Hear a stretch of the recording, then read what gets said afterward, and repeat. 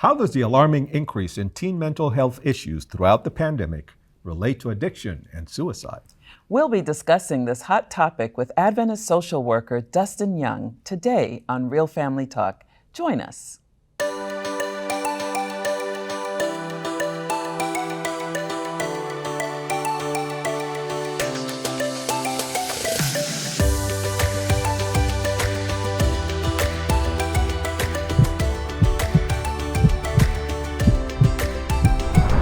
Welcome to Real Family Talk.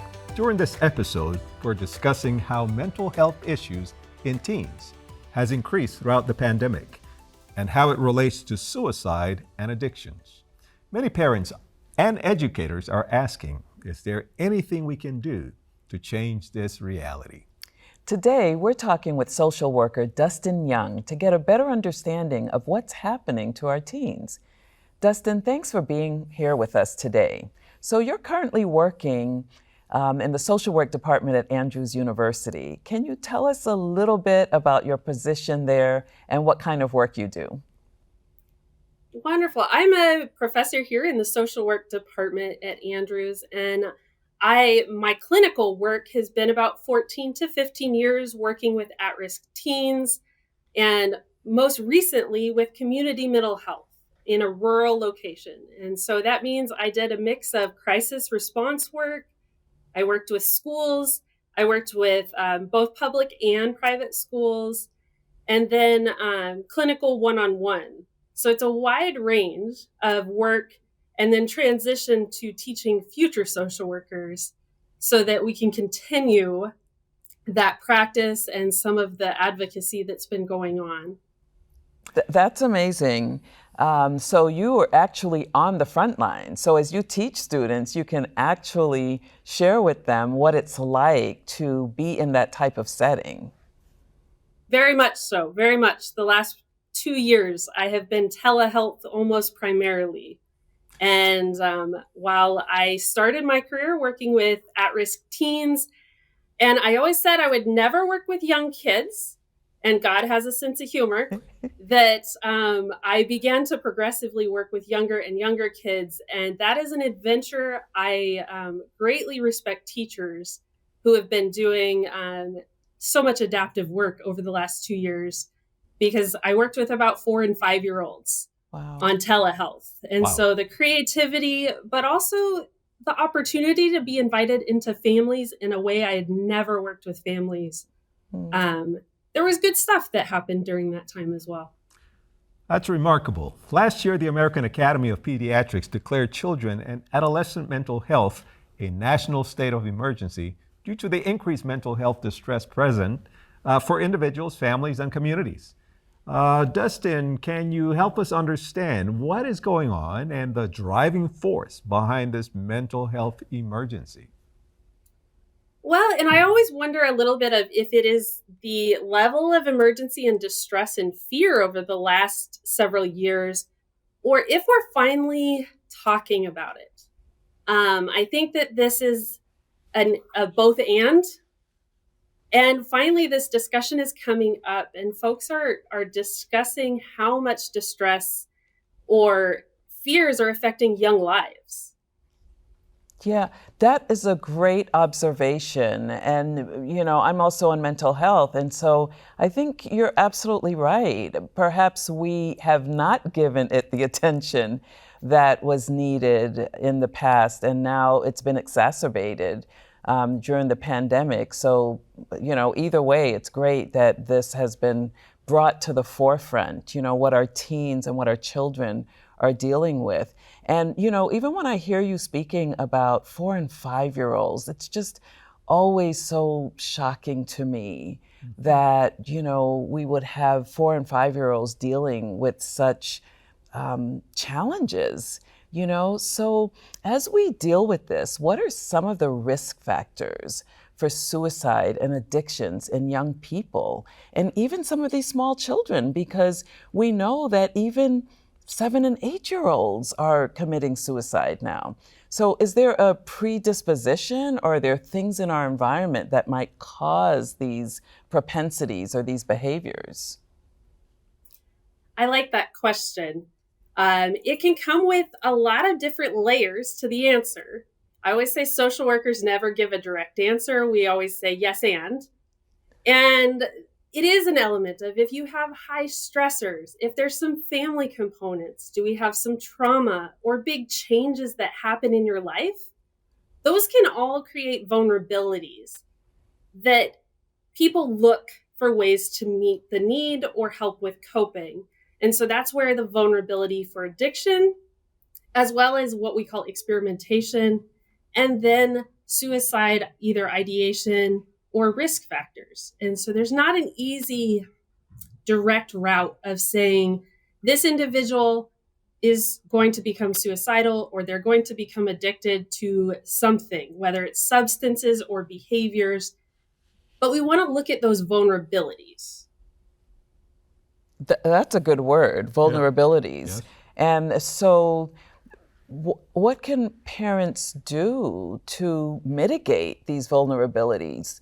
You know, again, with these young children, what are some of the things that they could notice or stop doing that are exposing their children to these propensities? I think one of the things parents often will say or ask me are things along the lines of, am I messing my kid up? That's a good question to ask. And it's that relational. Biggest thing parents can do is spend that time with their kid, with their family, and then be intentional of building community around that young child or teenager. Because there's a power in having mentors. That's a protective factor. So we talk about vulnerabilities, but we also have protective factors that come into play. And those healthy relationships, sometimes it's easier to hear something from someone who's not mom or dad. And so we want to look at building connections, looking at how is our life with stability.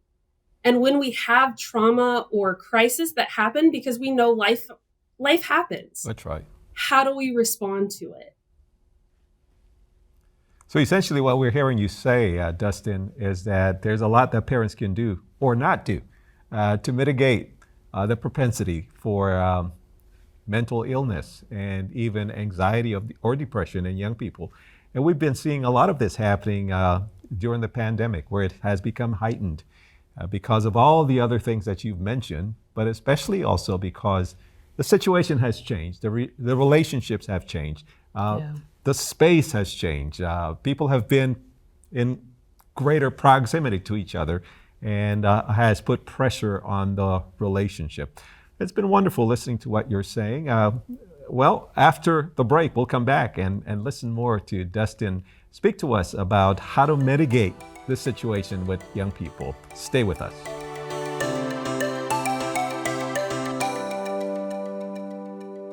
Today on Real Family Talk, we're discussing the alarming increase in the rate of mental health issues in teens and children, especially during the pandemic, and what we can do about it.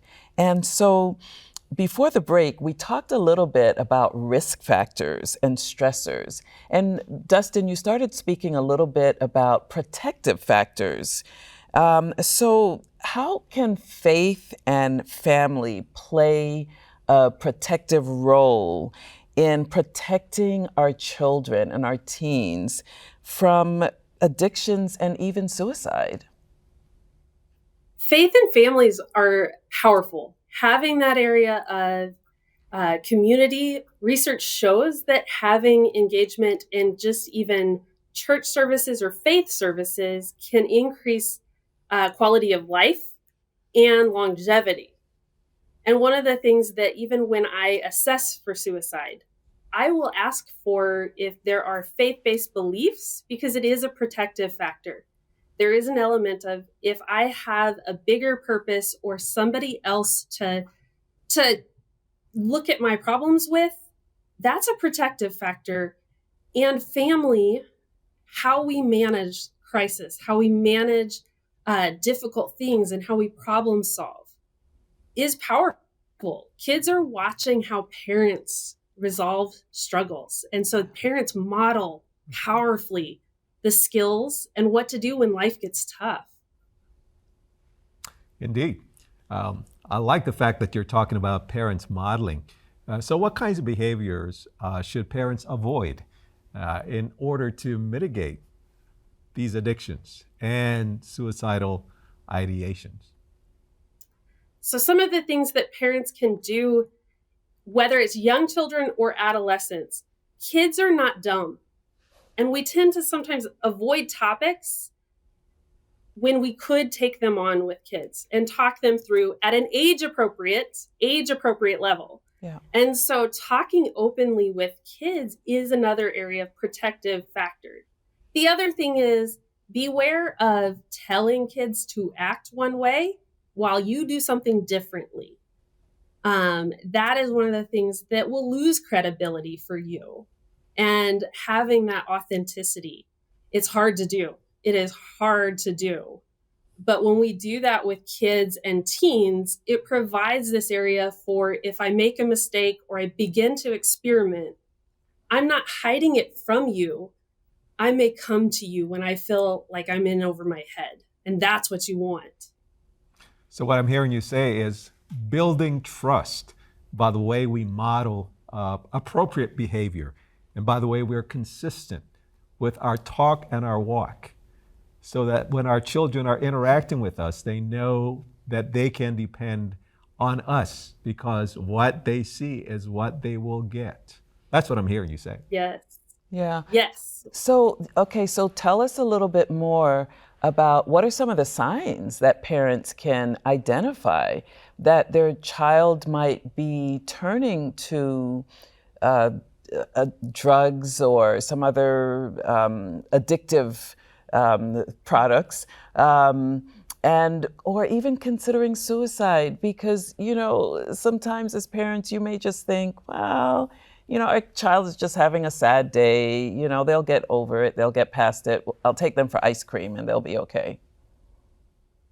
I always like ice cream too, but when it gets worse and when it becomes a concern, addiction first. So when we talk about addiction, one of the things is, have you noticed changes in mood or in behavior? This is where that relationship comes in really important, because then you start to notice some changes. Have maybe a friend group changed, or they're not sharing, or you're concerned of maybe some behaviors that are not being honest. The other thing would be looking at the side of suicide risk. There isn't a look to suicide thoughts and actions. And so even in my own practice, I've started to do what's called universal screening. That even though you may look like you're having a wonderful day, I'm still going to ask you some of those hard questions. Now, for a parent, it may be how you deliver that question. And if it is a bad day or a bad couple of days, we want to be concerned if we see an emotion that is longer. If it's gone a week or 2 weeks and no major mood change, we're having some concerns there. And so to even ask in a way that is, you can ask the question in two different ways. And I always do it this way. If I'm going to ask someone if I'm concerned for their safety, I could come up to you and go, "You're not thinking of killing yourself, right?" Or I could come up and say, "I know we have a bad day, and I've noticed you're having some hard times the last few days. Have you started to have thoughts about hurting yourself?" Or sometimes people will think of killing themselves. How many times have you thought that the last 2 days? Wow. And it opens a conversation. Wow. And do you find if parents ask this question that the child is willing to answer it honestly? Yes. There's a power in opening that question. And if you notice, that second question didn't it gave an option to say, "I haven't been." But it also validated the fact that having thoughts about suicide is not something to hide or is bad. It's something that sometimes can come when we're in a really low place, or life has been really scary, or we've made a decision that we want to avoid, or we want to escape the emotion with it. Wow. Can I ask her you one? validate. Can I ask one Of question course. on this? So, for parents that are listening to this, what if the child says, "You know what? I have thought about it." What's the next question? So the next question may be, one, I'm going to say thank you. Thank you for telling me that. That's a really Powerful. hard thing. The next thing I'm going to tell parents, I'm going to tell church leaders, I will tell anyone that listens to put in, whether it's in your phone or in your calendar, the Suicide Prevention Lifeline. And basically that number is 1-800-273-TALK. In the And United they will States. talk with you. In the US, Yes. yes. And then there are some international or some text lines. And so you've got some resources to talk you through it. But if you also are concerned for safety, immediate safety, meaning that they may disclose that they have done something that is time urgent, physical safety, I'm going to tell you, call for help. Wow, that's remarkable and very helpful. Yeah. And I'm hoping that the parents who are listening are taking note and engaging their children in these constructive conversations that can save their lives. Mm-hmm. We've been talking to social worker Dustin Young, and we'll be right back after the break. Stay with us.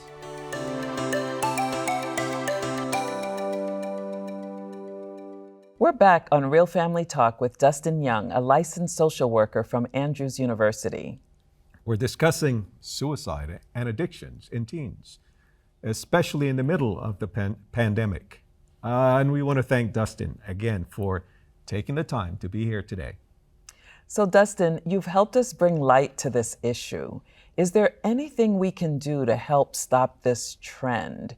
What are parents and even educators to do? I think the biggest thing I'm going to say is become educated yourself. Connect with some trainings, connect with your resources. I'm a huge advocate of community mental health. Oftentimes, they will have prevention specialists on staff who will do trainings. Invite them to your church. Get engaged with something called mental health first aid, or another area that's very focused on suicide prevention as well is called QPR. Question, persuade, and refer. And so those are areas that we start to talk about mental health more in the area of you are not going to be an expert in this area unless you go to school for it. But it will become more of a knowledge base and comfortable with asking tough questions and knowing what to do when you hear answers that may be fearful. And then again, getting those resource numbers, the text lines. It's something that we had in our church office where I served.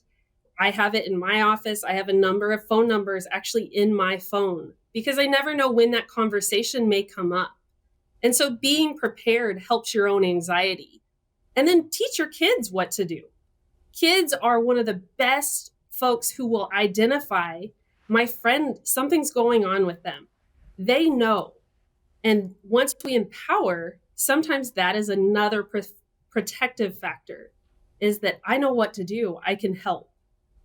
In the line of protective factors, which is certainly very important when we're dealing with issues of suicide or teen addictions, what part can faith play in curbing this trend?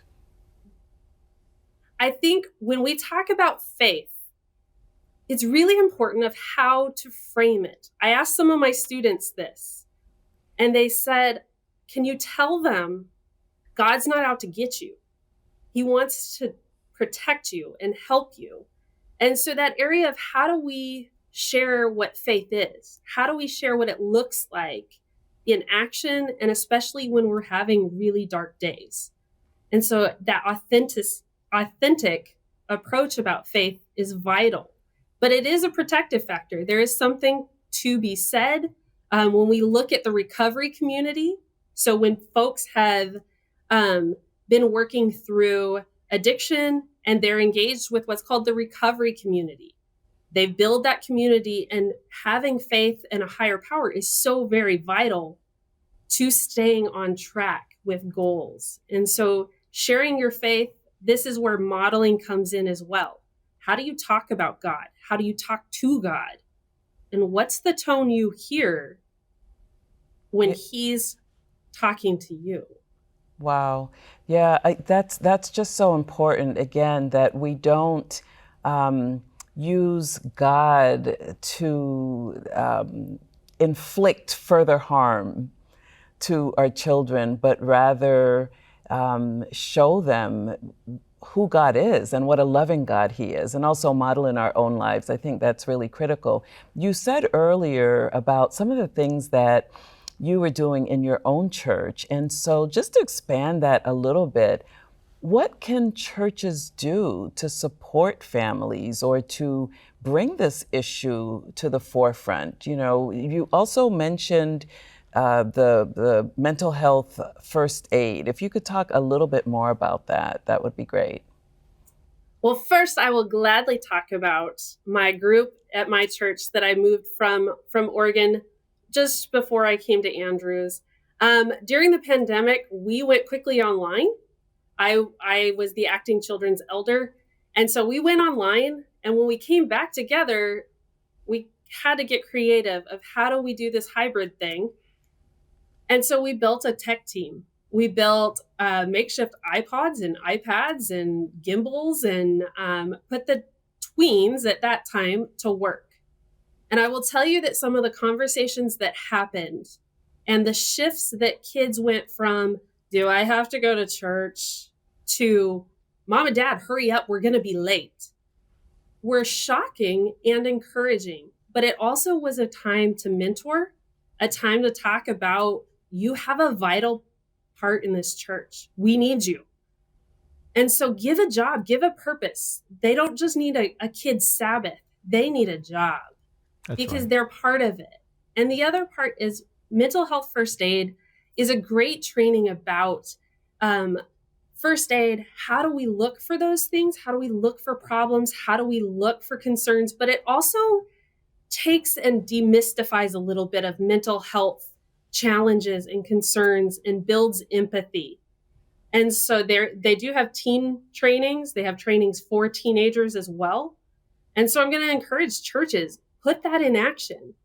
I had a student who challenged us to have Narcan in our churches. And Narcan being a medication that if you're concerned somebody has overdosed can interfere with that. And it just brought to my mind, again, how students here at Andrews are changing the talk and the dynamic of, oh, I hadn't even considered having that. Is my church a place that I should have that on hand? I hope it is, because it's saying I'm inviting folks who are struggling.